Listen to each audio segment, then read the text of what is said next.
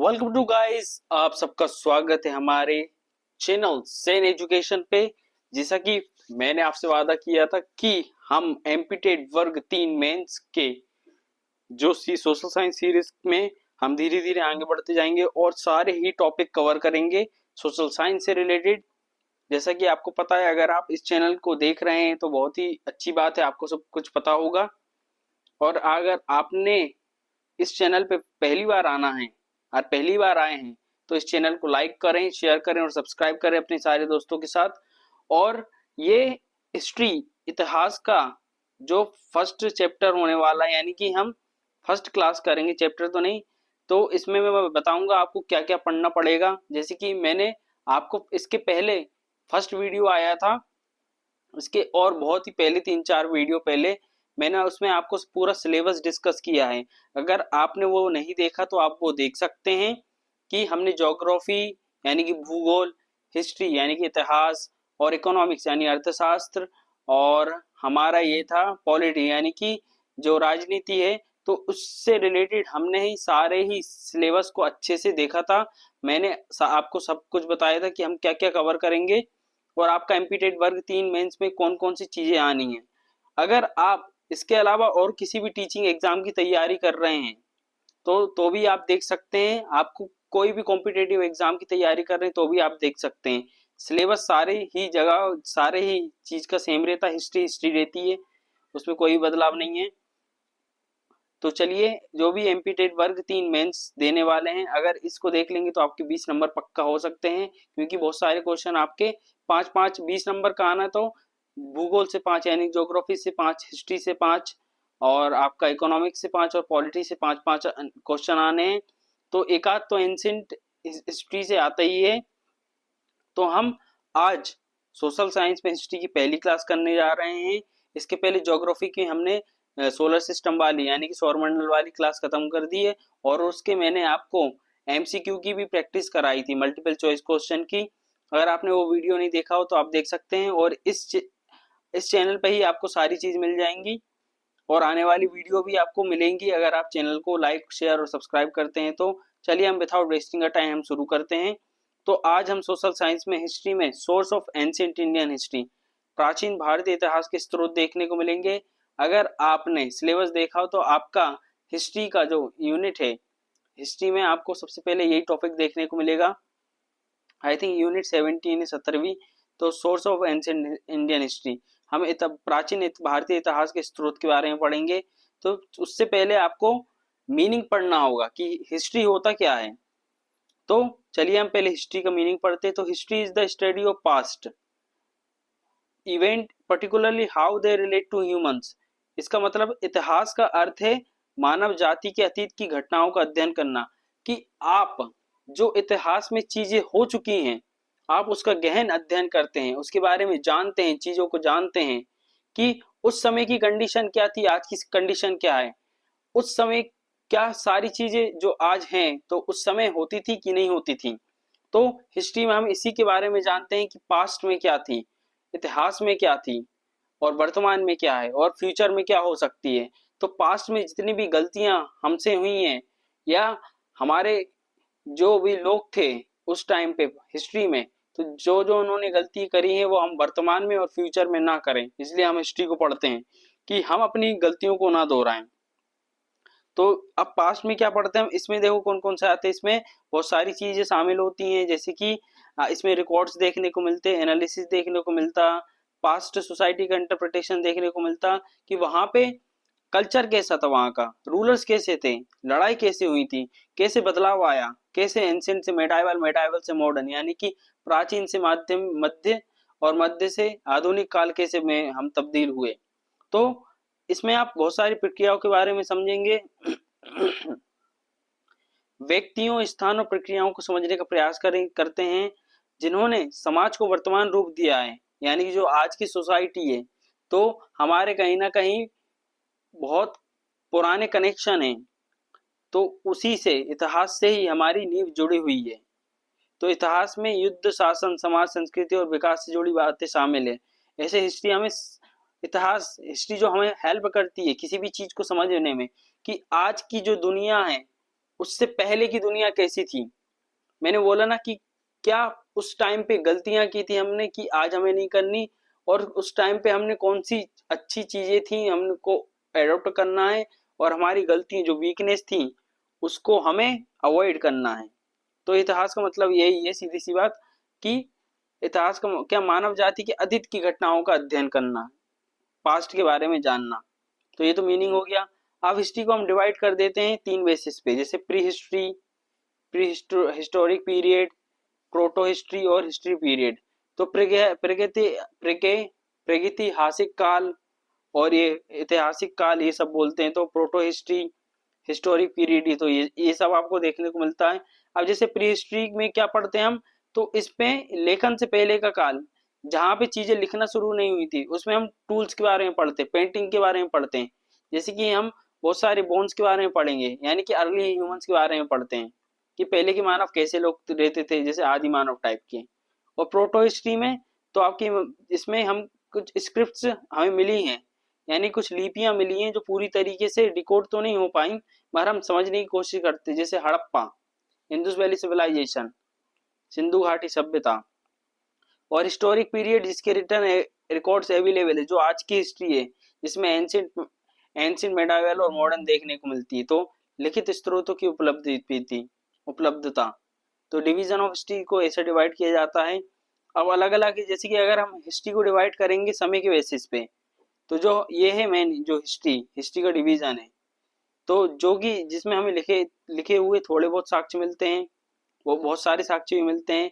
तो हिस्ट्री को हम डिवाइड कर लेते हैं इस तीन बेसिस पे, एक एंशिएंट होती है, एक मेडाइवल होती है, एक मॉडर्न होती है। अब टाइम पीरियड बता रहे तो एट्थ सेंचुरी, 8वीं शताब्दी तक एंशिएंट चलती है, 8वीं से लेकर 18वीं शताब्दी तक मेडाइवल यानी कि मध्यकाल इतिहास चलता है, और मॉडर्न हिस्ट्री 18वीं सेंचुरी से तक, फिर उसके बाद तक, जब तक हमारा देश आजाद नहीं हुआ जब तक।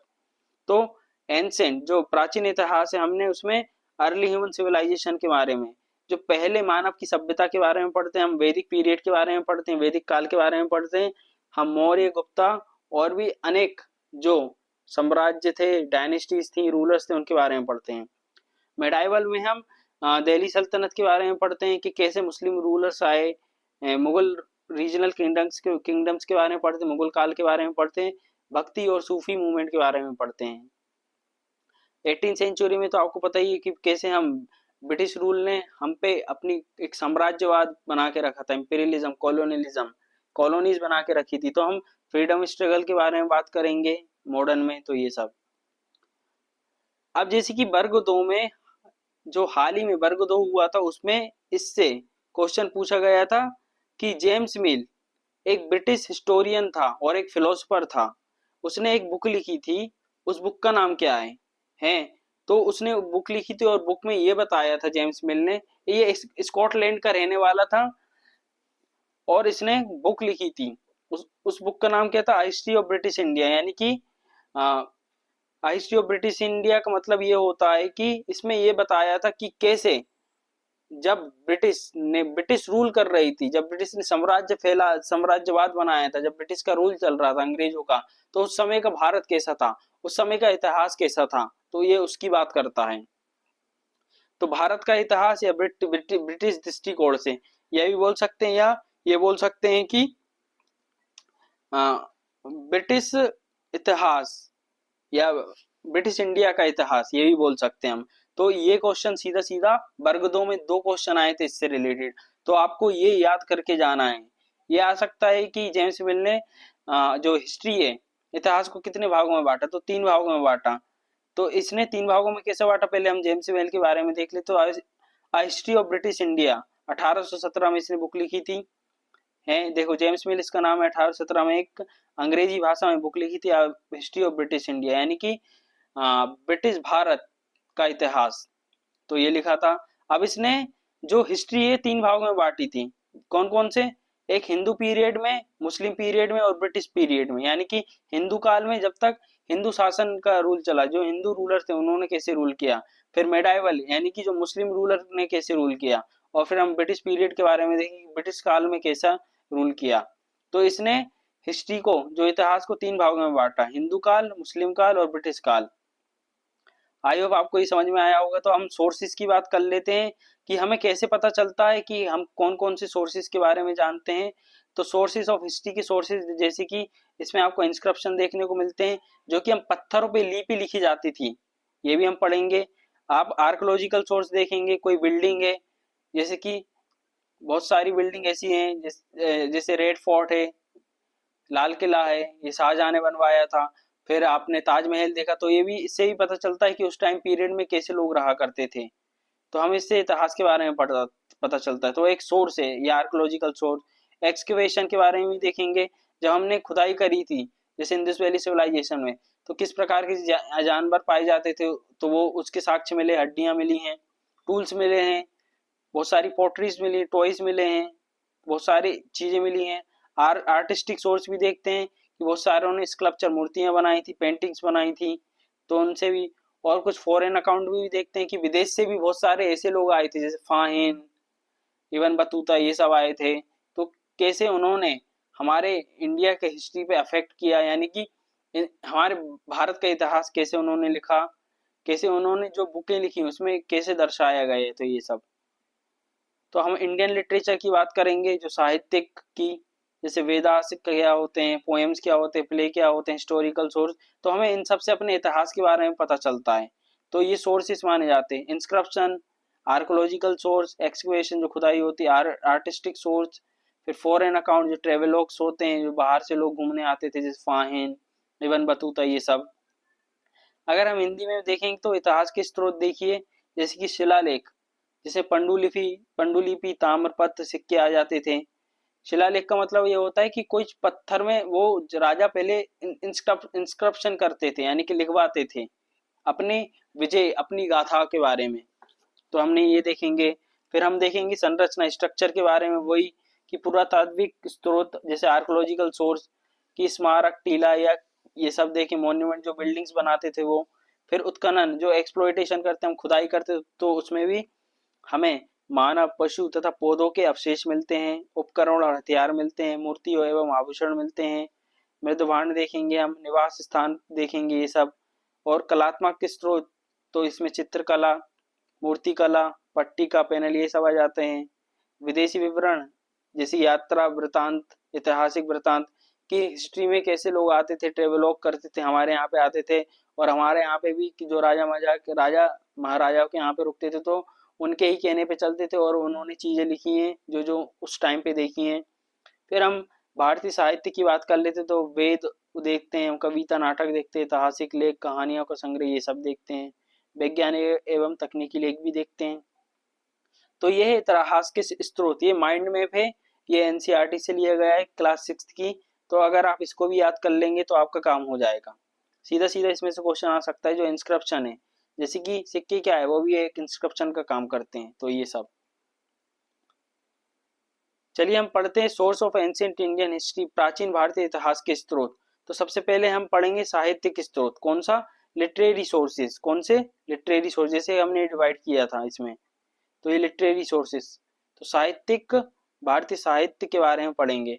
तो उससे हमें कौन कौन सी जानकारी मिलती है हमारे इतिहास के बारे में, तो यही है प्राचीन भारतीय के इतिहास का स्रोत। कि कैसे हम पता लगाएंगे कि इस चीज से, अच्छा, कोई भी ऐसी बुक होगी या कोई चीज ऐसी होगी जिससे हमें अपने इतिहास के बारे में पता चलेगा। तो हम पहले लिटरेरी सोर्स, साहित्यिक स्रोत के बारे में बात करेंगे। तो सबसे पहले तो वैदिक लिटरेचर आ जाते हैं। वैदिक लिटरेचर का मतलब जो वेद साहित्य होते थे, वेद, उससे रिलेटेड। तो many religious so political history, glimpse of early culture and society.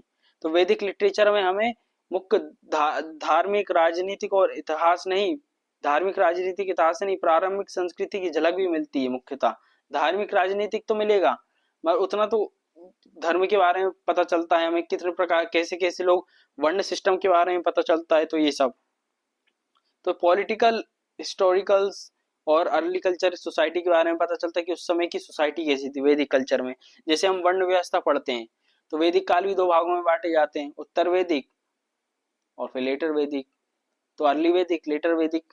तो हमें देखने को मिलती वर्ण व्यवस्था पहले कर्मों के आधार पे थी, फिर जन्म के आधार पे हो गई थी। तो ये सब पता चलता है, जैसे रामायण और महाभारत से ही पता चलता है। ये मैथोलॉजिकल स्टोरीज हैं, पौराणिक कहानियां हैं। कि समाज की संरचना कैसी हुई थी। जैसे हमने श्री कृष्ण जी के बारे में पढ़ा था, श्री रामचंद्र जी के बारे में पढ़ा, तो ये सब देखने को मिलता। उपनिषद, जैसे 108 उपनिषद थे, तो ये फिलोसफिकल टेक्स्ट थे, दार्शनिक ग्रंथ थे, जिन्हें वेदांत कहा जाता है, भारतीय दर्शन का मूल है।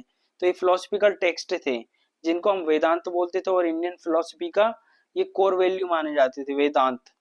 तो ये उपनिषद की बात करते हैं। अब बुद्धिस्ट, जब बुद्ध जो बुद्धिज्म थे, जैनिज्म थे, उनके भी हमें कुछ साक्ष्य मिले हैं कि उससे पता चलता कि बुद्ध धर्म भी था, जैन धर्म भी था। तो जैसे कि हमें श्रीलंका से और अर्ली इंडियन हिस्टोरिकल ट्रेडिशन से पता चलता, श्रीलंका के ग्रंथ में भारत के बारे में बताया गया है कि कैसे थे जैन। दीप दीपवास्मा और महावामसा, दीपवामसा और महावामसा में देखने को मिलते हैं। जब हम बुद्ध के बारे में पढ़ेंगे तो आपको और भी चीज पता चलेगी। ऐसे जैन टेक्स्ट के बारे में पता चलता है। कंटेक्स्ट, इसमें हिस्टोरिकल रेफरेंस बोले जाते थे, बताए जाते थे। रिलीजियस नैरेटिव थे कि जैसे धार्मिक कथाओं के साथ ऐतिहासिक सौंदर्य मिलते थे। जैसे पनिनी की ग्रामर है अष्टाध्याय, तो उसमें हमें बहुत सारी एंशिएंट लिंग्विस्टिक और सोसाइटी के बारे में पता चलता, प्राचीन भाषा के बारे में पता चलता। तो ये क्वेश्चन सीधे आ सकते हैं। जैसे पतंजलि की महाभाष्य है, तो हमें इससे क्या पता चलता है, सोसाइटी, पॉलिटिक्स और लैंग्वेजेस कैसी थी। तो समाज, राजनीति, भाषा और महत्वपूर्ण जानकारी मिलती हैं।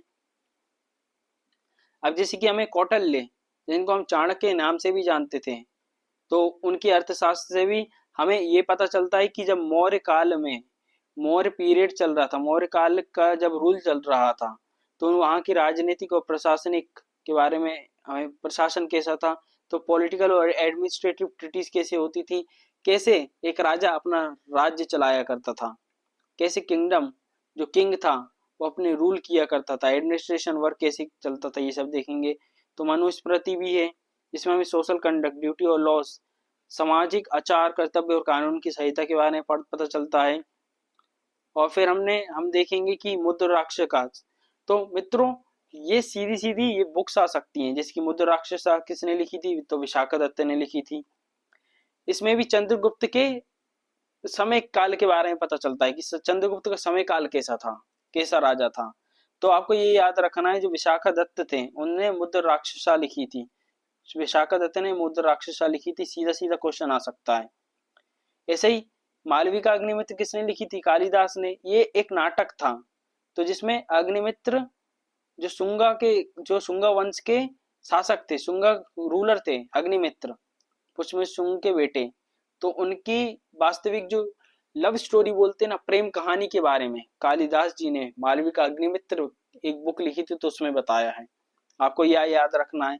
अब जैसे कि हर्षचरिता है, तो 7वीं शताब्दी में जब हर्षवर्धन का रूल चल रहा था प्राचीन इतिहास में, एंशिएंट इंडिया में, तो उसमें बाणभट्ट, जो बाणभट्ट जी थे, उन्होंने सम्राट हर्षवर्धन की जीवनी लिखी थी।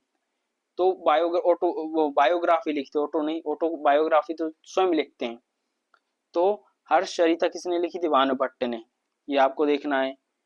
अब गोडा वाह, तो वृत्तिराज, इसमें मिलिट्री कैंपेन बताए लाला आदित्य ने के, लाला आदित्य की युद्ध अभियानों का वर्णन किया है। तो आपको तो ये सब इंपॉर्टेंट रखने, जैसे मालविका अग्निमित्र कालिदास ने लिखी, मुद्र राक्षसा विशाखा दत्त ने लिखी। जब हम एमसीक्यू करेंगे ना, तो आपको ये सब वहां पे देखने को मिलेंगे। अब जैसे कि विक्रमांका चरिता बिल्हाना ने लिखी थी, चालुक्य किंग विक्रमादित्य के लाइफ के बारे में लिखी थी, जो चालुक्य राजा थे विक्रमादित्य, तो उनके बारे में लिखी थी जीवन चरित्र। अब जैसे रामचरिता संध्या का नंदी ने लिखी थी, इसने रामपाल, जो पाला किंग थे बंगाल के, उनके बारे में बताया था रामचरिता। बंगाल के पाल वंश के राजा रामपाल का वर्णन था रामचरिता। अब एक कल्हाना थे, कल्हान भी बोल सकते हैं, तो उन्होंने राजतरंगिणी लिखी थी। वो कश्मीर के किंग के बारे में बताते कि कैसे कश्मीर के राजाओं का इतिहास, भारत का पहला ऐतिहासिक लेखन था, सबसे पहले कल्हान ने लिखी थी राजतरंगिणी। तो कश्मीर के इश्यूज के बारे में, वहां के राजा के बारे में एक दृष्टिकोण प्रकट करते हैं। तो ये और दूसरे भी हैं, जैसे कि नवसहांसक चरित, हम्मीर काव्य और भोज प्रभा, ये भी एडिशनल इंफॉर्मेशन राजा भोज के बारे में लिखी हुई होंगी ऑब्वियसली। तो आपको ये याद रखने हैं कि जैसे कि राज तरंगिणी कल्हण ने लिखी थी कश्मीर के राजा के बारे में। रामचरिता, तो इसमें रामपल जो पाला किंग थे बंगाल में उनके बारे में लिखी थी। विक्रमंका चरिता, ये चालुक्य के किंग विक्रमादित्य सिक्स के बारे में लिखी थी। अब गोदावाहो भृत्यराज ने लिखी थी, मिलिट्री कैंपेन बताया था लाल आदित्य का। हर्षचरिता, हर्षचरिता हमारे बाणभट्ट ने लिखी थी। हर्षवर्धन के टाइम पीरियड के बारे में बताया था, तो आपको याद रखना बाणभट्ट ने हर्षचरिता लिखी थी। मालविका अग्निमित्र किसने लिखी थी? कालिदास ने। और मुद्र राक्षसा किसने लिखी थी? विशाखदत्त ने, जिन्होंने ये बताया था कि चंद्रगुप्त का टाइम पीरियड में क्या क्या था। पॉलिटिकल इंट्रूजिंग के बारे में बताया, इंट्रीग्यू के बारे यानी कि पॉलिटिकल एक्टिविटी के बारे में इन्होंने भी बताया था सीधा सीधा। फिर हमने कौटिल्य का अर्थशास्त्र मनुस्मृति देखा, तो ये सब आपको याद करने पड़ेंगे, आते हैं। अब हम जाएंगे, ये तो हमने लिटरेरी सोर्स साहित्यिक स्रोत देख लिए थे, लिटरेरी सोर्स देख लिए थे कि लिटरेरी का मतलब है कौन कौन सी बुक लिखी गई उस टाइम एंशिएंट में, एंशिएंट पीरियड में कौन कौन सी बुक लिखी गई, कैसे हमें उस टाइम पीरियड के बारे में पता चलता है। अब हम पढ़ेंगे आर्कोलॉजिकल सोर्स। आर्कोलॉजिकल यानी पुरातात्विक साक्ष्य, आर्कोलॉजिकल एविडेंस पढ़ेंगे। तो चलिए देखते हैं। तो सबसे पहले तो सर विलियम जोन्स, जो एक एशियाटिक 1784 में एशियाटिक सोसाइटी के फाउंडर यानी संस्थापक माने जाते थे। और ये एंशिएंट टेक्स्ट जो थे उसकी स्टडी करते थे, जो प्राचीन ग्रंथ थे तो उसकी स्टडी करते थे, जैसे भारत में ऐतिहासिक अनुसंधान की नींव रखी।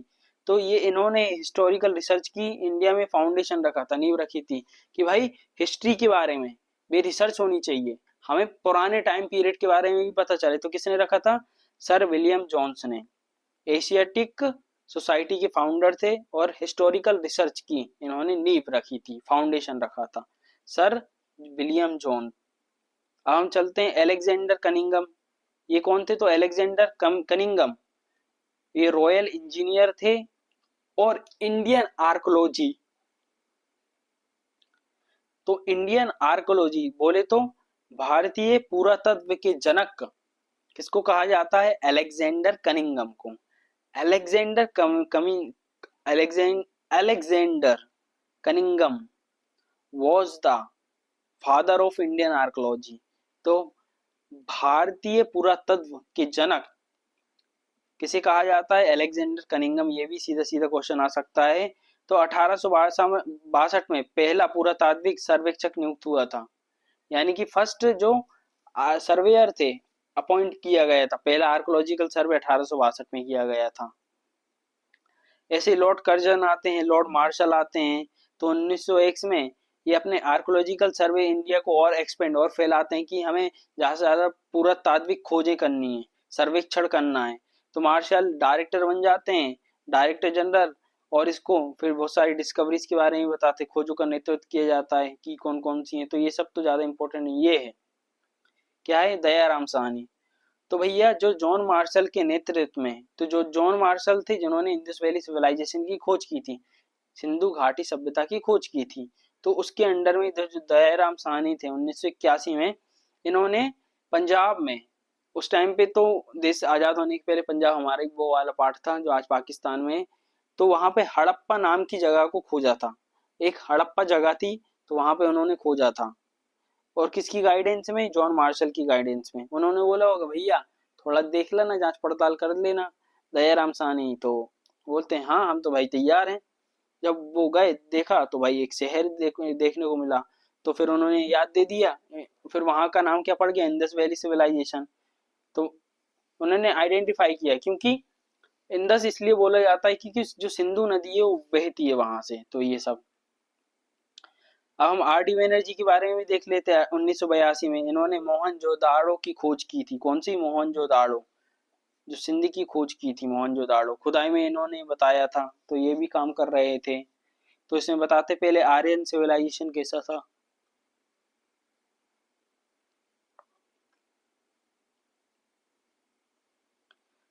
तो चलिए नेक्स्ट। अब सिस्टमेटिक एक्सकवेशन हुआ 1924 में, 1924 में, 1924 में जो जॉन मार्शल के नेतृत्व में डिटेल एक्सकेवेशन हुआ, यानी कि खुदाई हुई। जब जॉन मार्शल ने बोला भाई साहब खुदाई करो यार, क्या कर रहे हो तुम लोग, जब खुदाई करी तो उनको बहुत सारे साक्ष्य मिले। तो जैसे कि हड़प्पा, मोहनजोदाड़ो, ये टाउन्स देखने को मिले हैं। और फिर उसके बाद उन्होंने देखा कि प्रॉपर ड्रेनेज है भाई, यहाँ तो पूरा एक शहर बसा पड़ा है। तो फिर उन्होंने नाम दे दिया सिंधु घाटी की सभ्यता, इंग्लिश में बोले तो इंडस वैली सिविलाइजेशन, कि इंदुस नदी के पास था तो एक सिविलाइजेशन, एक प्रकार की सभ्यता रहती थी। अब इसमें इंडस वैली सिविलाइजेशन के बारे में बताया कि 4 लाख से 2000 बीसी तक, यानी कि second inter glacial period, Indian earliest urban culture, कि बहुत पहले भी एक अर्बन कल्चर था, शहरी विकास टाइप का हुआ था। तो 4 लाख से 2 लाख ईसा पूर्व की बात करते हैं ये। मगर ये तो 4-5 हजार साल पहले की बात है। 5 हजार तो आज से 5 हजार मान सकते हैं, आज से 2000 ही 4500 साल पहले। चलिए नेक्स्ट देखते हैं। फिर अब हम देखेंगे शिलालेख। क्या देखेंगे? शिलालेख। इसको बोलते हैं हम इंस्क्रिप्शन। इंस्क्रिप्शन जो कि चीजों को पत्थरों में लिखते थे। तो पहले के लोग क्या करते थे, ये लोग भाई इनको कुछ मिलता नहीं था तो बोलते पत्थरों में लिखवा दो, कोई नहीं मिटा सकता है, पत्थरों की चीज कोई नहीं मिटा सकता, टूट भले सकते हैं मगर पत्थरों की चीज को कोई मिटा नहीं सकता है। तो हो सकता शिलालेख पे लिखवाते हैं, वही पत्थरों में लिखवाने वाली चीजों को इंस्क्रिप्शन बोलते हैं। अब इसका मीनिंग भी देख लेते हैं। तो डेफिनेशन देख लेते हैं। तो study of inscription is called epigraphy. तो जब भी आप इंस्क्रिप्शन की स्टडी करते हैं तो उसको क्या बोलते हैं हम? एपिग्राफी। ग्राफी का मतलब स्टडी होता है, एपी का मतलब स्टोन, जो पत्थर होता है। तो शिलालेखों के अध्ययन को लेख विज्ञान, हिंदी में लेख विज्ञान, इंग्लिश में एपिग्राफी कहते हैं। Inscription are carve on metal, stone, walls and bricks. अब ये बता रहे हैं जो चीजें लिखी जाती थी तो पत्थर पे लिखी जाती थी, वॉल्स दीवालों पे लिखी जाती थी, और ईंटों पर, यानी कि ईंटों पे जड़वाई जाती लिखी जाती थी। तो मेटल, स्टोन्स, वॉल्स, इन सब में लिखी जाती थी भाई। दीवार पे भी लिख रहा है, गजब, पत्थर पे भी लिख रहे हैं। अब रिलायबिलिटी, तो बहुत सारे considered most reliable historical source. तो ये माना जाता है जो इंस्क्रिप्शन है ये हिस्टोरिकल सोर्स है, कि राजा स्वयं लिखवाता था, राजा के अंडर में ये लिखवाता था, वो नहीं लिखता था, लिखवाया जाता था। तो उसको तो कोई बदल नहीं सकता, तो ये बताया जा रहा है। ये सबसे विश्वसनीय ऐतिहासिक स्रोत माने जाते हैं। इनमें कोई बात, इसमें कोई बात का परिवर्तन नहीं होता। भाई तुम मिटा तो सकते नहीं हो, अब थोड़ी ना पेन या पेंसिल से लिखी है, वो तो भाई पत्थर से बस उसको जड़ दिया। अब मटेरियल कौन कौन से यूज होते थे भैया इंस्क्रिप्शन में? जैसे गोल्ड, सिल्वर, कॉपर, ब्रॉन्ज, सोना, चांदी, तांबा, कांसा है, आयरन प्लेट्स होती थी, जैसे कि लोहे की प्लेटें होती थी, स्टोन पिलर होते थे जैसे कि बड़े बड़े पत्थर होते थे, और जो रॉक्स होती थी, टेम्पल वॉल्स होती थी, ब्रिक्स होती थी, ईंटें होती थी, और आपकी जो ईंटों के बाद फिर आपकी जो मंदिर की दीवार उन पे भी सारी चीजें लिखी जाती थी। हम देखेंगे जो शिलालेख के प्रकार कितने हैं, टाइप ऑफ इंस्क्रिप्शन, शिलालेख के प्रकार कितने हैं। तो एक रॉयल यूलोजी होती है, प्रशस्तियां हैं, और फिर होते हैं ऑफिशियल डॉक्यूमेंट जो हमें सरकार के द्वारा चीजें मिलती हैं तो वो, और थर्ड है प्राइवेट रिकॉर्ड यानी व्यक्तित्व रिकॉर्ड, जैसे दान पत्र, स्मृति लेख आदि, कि भाई साहब ने किसी ने लिखा हो कि हाँ मैंने दान दी थी, ये सब कोई बंदे अपना अपने बारे में लिखेगा तो उससे, तो ये सब पता चलता टाइप ऑफ इंस्क्रिप्शन में। रॉयल यूलोजी, यूलोजी प्रशस्तियां होती हैं, ऑफिशियल डॉक्यूमेंट होते हैं जो सरकार में लिखे जाते हैं, प्राइवेट रिकॉर्ड होते हैं जो आप स्वयं लिखते हैं।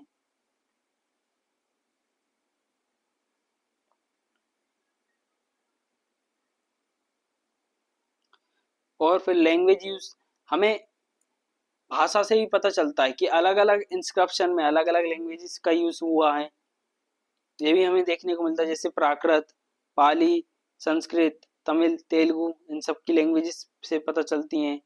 तो ये सारी लैंग्वेजेस यूज होती हैं। अब स्क्रिप्ट यूज, अब भाई ये कौन कौन सी स्क्रिप्ट यूज होती थी? स्क्रिप्ट का मतलब है लिपि कौन कौन सी यूज होती थी? तो भैया ब्राह्मी और खरोष्टी स्क्रिप्ट का ज्यादा यूज होता था। ब्राह्मी और खरोष्टी लिपियों का ज्यादा यूज होता था। जब आप आने वाली क्लासों में करेंगे तो आपको अशोका में और भी बहुत सारे ऐसे रूलर्स में देखने को मिलेगा कि वो स्क्रिप्ट के बारे में बात करते हैं, लिपि के बारे में बात करते हैं।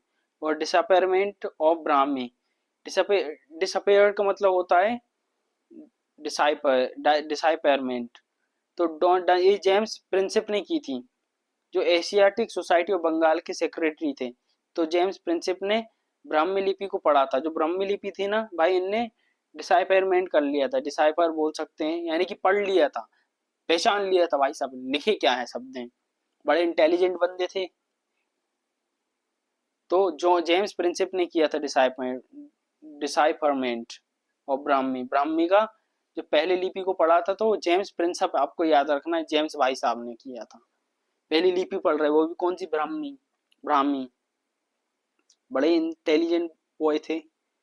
अब वही ये इम्पोर्टेंस ऑफ इंस्क्रिप्शन का फायदा क्या होता है, तो हमें डायरेक्टली सोर्स मिलता है कि पॉलिटिकल, सोशल और रिलीजियस हिस्ट्री, राजनीतिक, सामाजिक, धार्मिक इतिहास के बारे में हमें सारी जानकारी मिल जाती है, क्योंकि कोई मिटा तो सकता नहीं है। और पत्थर कोई तोड़ेगा जब तो टूटेंगे, नहीं तो वैसे तो बहुत कम है, सुरक्षा में रखे गए तो नहीं टूटेंगे। अब फेमस इंस्क्रिप्शन इसमें बताइए कुछ बहुत ही फेमस इंस्क्रिप्शन है जो बहुत ही प्रसिद्ध हैं। जैसे कि अशोका एडिक्ट हैं। अशोका ने 14 चीजें जड़वाई थी, यानी कि लिखवाई थी। जैसे 14 रॉक एडिक्ट देखने को मिलता है अशोका की, 14। हाथी गुम्पा इंस्क्रिप्शन जो खारवेला में थी, तो हाथी गुम्पा लेख खारवेला में देखने को मिलते हैं। जूनागढ़ इंस्क्रिप्शन जो कि रुद्र दमन ने बनवाई थी, आपको ये राजस्थान या गुजरात के पास देखने को मिलते हैं। इलाहाबाद प्रशस्ति तो हरिसेना और समुद्रगुप्त ने करवाई थी इलाहाबाद में, तो उसमें भी आपको इंस्क्रिप्शन देखने को मिलते हैं कि एक बहुत बड़ा खंबा सा है, ये सब देखने को मिलेंगे, जैसे चंद्रगुप्त टू ने करवाया था, तो ये सब। तो भाई साहब ये तो हमने पढ़ लिए, आपका आर्कोलॉजी हो गया, लिटरेरी हो गया, इंस्क्रिप्शन हो गया, पढ़ा बचा है कॉइन का। तो हम कॉइन के बारे में भी थोड़ा जान लेते हैं। तो इसको हम बोलते हैं न्यूमिस्मेटिक्स। क्या बोलते हैं? न्यूमिस्मेटिक। तो जब भी आप किसी कॉइन, कोई सिक्के की स्टडी करते हैं, तो उसको बोला जाता है न्यूमिस्मेटिक्स। न्यूमिस्मेटिक्स कॉइन की स्टडी, यानी कि सिक्कों का अध्ययन को हम मुद्रा शास्त्र कहते हैं, न्यूमिस्मेटिक्स कहते हैं। क्या कहते हैं? मुद्रा शास्त्र। आई होप आपको समझ में आ रहा होगा। बड़ी मेहनत से मैंने कंटेंट बनाए हैं, कंटेंट या कंटेंट कुछ भी बोल लो। तो इसमें हमें इकोनॉमिक लाइफ के बारे में पता चलता है। भाई सिक्के में अब जो अलग अलग, अब कोई सोने के सिक्के चलाएगा तो इससे पता चलता है कि वहां पे वो भाई वो राजा मस्त सिस्टम लाया था, यानी कि राजा के पास पैसा बहुत था। जब लोग भाई चीजें को खरीद रहे सोना देके, सोने के सिक्के यूज करके, तो वहां के हमें आर्थिक अर्थव्यवस्था, व्यापार के बारे में पता चलता था। इकोनॉमिक लाइफ की व्यापार यानी ट्रेड कैसा होता था, मेटलर्जी के बारे में पता चलता था कि किस धातु का इस्तेमाल किया जाता था, ऐसे कौन से मेटल से बने सिक्के थे, सोने थे, चांदी थे, गोल्ड था, सिल्वर था, ब्रॉन्ज था, इन सब से हमें पता चलता है। तो इससे हमें पता भी ये भी चल जाता है कि कौन, अगर कोई सोने और चांदी के सिक्के का उपयोग करेगा तो इससे पता चलता है कि उसके राज में भरपूर, उसकी अर्थव्यवस्था अच्छी थी। अब कोई वही लोहे का सिक्का का यूज कर रहा हुआ तो बहुत कम कर देते थे, जैसे तांबे के, तो इससे पता चलता है कि उनकी अर्थव्यवस्था थोड़ी ढीली थी। अब हम इसका सिग्निफिकेंस देख लेंगे भैया। सिग्निफिकेंस क्या होता है, महत्व क्या होता है। तो कॉइन से हमें, कॉइन भी एक डायरेक्ट आर्कोलॉजिकल सोर्स है। कौन से सोर्स है? आर्कोलॉजिकल सोर्स है डायरेक्टली। भाई सिक्के में भी कोई बदलाव तो कर नहीं सकता कि लिख रहा है वो, जो चीज लिखी गई तो लिखी गई। अब वो जो सिक्के थे वो फिर कई सालों तक वो दफने रहे, फिर जब खोदे तो जब पता चला अच्छा ये उस समय के सिक्के थे। तो इससे भी हमें स्रोत मिल जाता है, अपने इतिहास का सोर्स मिल जाता है, पता चल जाता है कि हमारी हिस्ट्री कहाँ कहाँ से है। अब डिस्कवरीज आप बताएंगे जैसी खोज, तो वही है, खुदाई में हजारों प्राचीन भारतीय सिक्के मिले हैं। Thousand of coins discovered through excavation. जब हमने खुदाई करी थी, जैसे इंडस वैली सिविलाइजेशन की करी थी, तो बहुत सारे सिक्के मिलते जाते थे कि उस टाइम पीरियड के में दब गए होंगे, तो आज मिल रहे भाई साहब। अब भैया सिक्के बनाने में कौन कौन सी चीजों का यूज होता था? या तो गोल्ड, आपका सोना होगा, चांदी होगा, या तो तांबा होगा, फिर लेड होगा, पंचमार कॉइन भी यूज होते थे। तो ये सब कि एक सिक्का रहता था, उस पर एक मार्क छाप देते थे, या राजा की फोटो या खुद का नाम, ये सब। अब इंफॉर्मेशन कैसे प्रोवाइड होती, तो coin give data about rulers and dynasty, titles and religion, trade and economy, art and metallurgy. तो भाई सिक्कों से हमें क्या, कौन सी जानकारी मिलती, तो सिक्कों से वहां के शासक और वंश के बारे में जानकारी मिलती है कि भाई कितने अमीर थे, कितने गरीब थे, इससे ये भी पता चलता है। उपाधियों और धर्म, व्यापार और अर्थव्यवस्था, कला और धातु शिल्प के बारे में पता चलता है कि उस टाइम पे मेटलर्जी क्या थी, क्या सोने के सिक्के हर हर कोई यूज करता था या तांबे के सिक्के यूज करता था, तो इसमें देखने को मिलते हैं। तो इससे भी हमें स्रोत पता चले हैं अपने इतिहास के। अब जैसे कि इसमें बताया समुद्रगुप्त कॉइन, जब गुप्ता काल आता है तो समुद्रगुप्त भी कुछ कॉइन्स इशू करवाते, वो तो गुप्ता पीरियड में सभी करवाते हैं। तो जैसे कि his coin depict him playing I love from music, तो म्यूजिक से लव करता था, तो एक इंस्ट्रूमेंट होगा वो बजाते हुए इसने अपने सिक्के में छपवा दिया। अब परफेक्ट जब ये अश्वमेध यज्ञ कर रहा है, तो अश्वमेध यज्ञ करते हुए भी कि जिसमें हम घोड़ा छोड़ देते हैं, जहां तक घोड़ा दौड़ के जाएगा वो वाली टेरिटरी हमारे यार सामने वाले ने हमारे घोड़े को नहीं रोका, तो अश्वमेध यज्ञ भी करा है। तो कॉइन में यही पता चलता, देखो भाई यज्ञ यज्ञ करा रहे हैं। As a lion slayer symbol of bravery, तो अश्वमेध यज्ञ में बोला जाता है कि वो शेर की भांति है, कोई अगर घोड़े को रोक देगा तो हम उससे युद्ध करेंगे, और हम युद्ध में जीत जाते तो वो वाला पूरा इलाका हमारा, और हार जाते तो गए, फिर गए तेल लेने, कोई बात नहीं। अब डेटिंग इवेंट्स, तो कॉइन में डेट्स और नेम भी पता चलते, तो उससे भी हम पता लगा लेते हैं। सिक्के पर जो अंकित थी और नामों से घटनाओं और शासन काल की हिस्टोरिकल कंस्ट्रक्ट यानी कि कालक्रम की जानकारी मिलती है, कि हमें क्रोनोलॉजिकल इवेंट पता चलता कि टाइम पीरियड कैसा था, पहले 1 2 3 4 ऐसे होते ना गिनती 1 22, तो हमें पता चलते हैं कि किस टाइप के सिक्के चलते थे, तो कैसे उनमें परिवर्तन आने लगे, अलग अलग जो रूलर्स रहते थे उनके कारण। अब इससे हमें कल्चर के बारे में पता चलता है कि उस समय का कल्चर क्या था, यानी संस्कृति। तो सांस्कृतिक रिफ्लेक्शन भी आता है हमें, जैसे कॉइन बहुत सारे रिलीजियस सिंबल्स रिफ्लेक्ट करते थे, जैसे कॉइन्स में, सिक्कों में, जैसे आज आता अपना तो शेर बना आता है, ऐसे लोटस, स्वास्थ्य की सब बनते थे। डिटीज, भगवान की मूर्ति भी यानी कि भगवान को ही बनाते थे। लैंग्वेजेस और ड्रेस ऑफ पीरियड के बारे में बताते थे कि उस टाइम पे लोग क्या पहना करते थे, पहनावा क्या था, पोशाकें क्या थी। तो देवता और भाषा हर चीज को वो मेंशन करने की कोशिश करते थे। तो संस्कृति वहाँ की ऐसी थी, नॉर्मल। नोटेबल एग्जाम्पल, अब इसमें बताया कि हमें बहुत सारे इंडो ग्रीक कॉइन्स मिले हैं, जो इंडो ग्रीक सिक्के मिले हैं, जब यूनानी हमारे यहाँ युद्ध करने आए थे तो उनसे। कुषाण की कॉइन मिले हैं, जैसे कि उसमें भगवान की पूजा, भगवान की मूर्ति थी, यानी कि भगवान की एक इमेज छपाई गई थी, देवताओं की मूर्ति छपाई गई थी कुषाण सिक्कों में। गुप्ता के गोल्ड कॉइन थे, ये हाई आर्टिस्ट्री माने जाते थे, यानी कि प्योर गोल्ड के बनाए जाते थे।